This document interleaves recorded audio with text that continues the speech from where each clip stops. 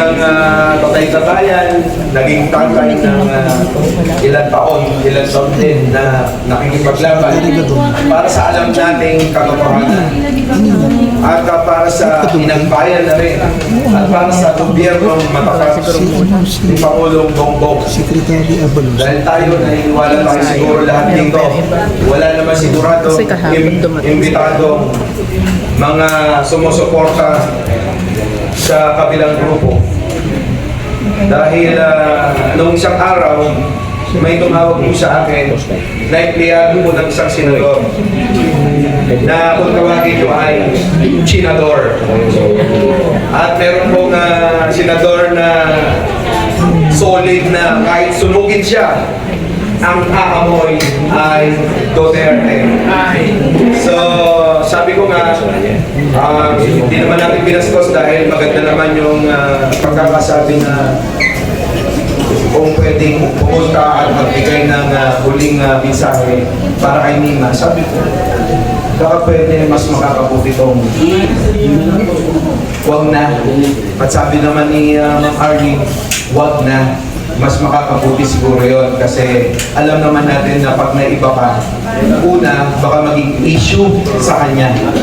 Ikalawa, baka magamit pa tayo dahil manggagamit nga, di ba?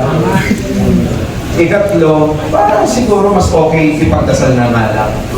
Kung yun naman yun ang gusto talaga. Pagdasal na lang ninyo. Dahil wala naman kami sasabihin, hindi maganda. Katulad nyo. Dahil nakita naman natin, tulad sabi ng mga kapatid natin dito kanina, lalong-lalo na yung naging 1 linggong pag-ibig niya. Di ba? Alam nyo, ang dami namin kwento na gustong ibahagi sa inyo. Siguro yung iba maigli lang. Katulad mo ni Nico David na minsan ding nagnasa. Yun. Aminin nyo na real talk to yung sasabihin ko. Kaya bukas pwede huwag nyo na ako pagsalitain kasi sasabihin ko na talaga yung mga nangyari sa inyo. Pinilahan nyo siya. Hindi, totoo. Mga kaibigan natin. Pero gano'n talaga. Dahil biruan lang naman yun. Huwag nyo seryosohin. Pero alam nyo, noong unang araw, nalaman natin to, talagang malungkot ang lahat. Nagulat kami lahat, hindi namin alam kung ano gagawin, kung paano mag-uumpisa para kay Mima dahil wala naman yung mga magulang para umpisahan yung mga dapat umpisahan para matulungan siya, maiayos siya.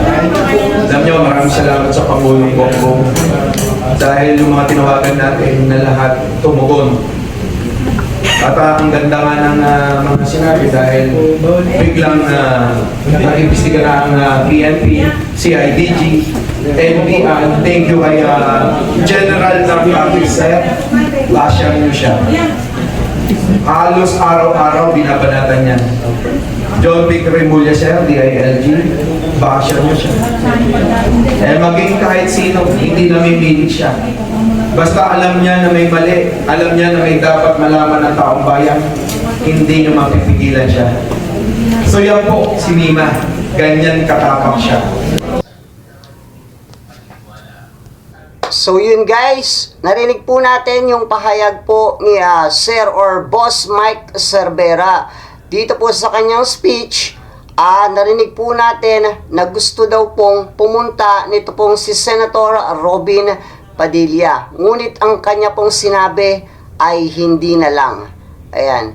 Senator Robin, please, wag na po natin gamitin sa politika yung isa pong taong namayapa na. Sapagkat alam naman na po natin kung ano po ang motibo at dahilan mo kung bakit ka dyan pupunta. At tama naman po ang sinabi nitong si Boss Mike Cervera na wag na.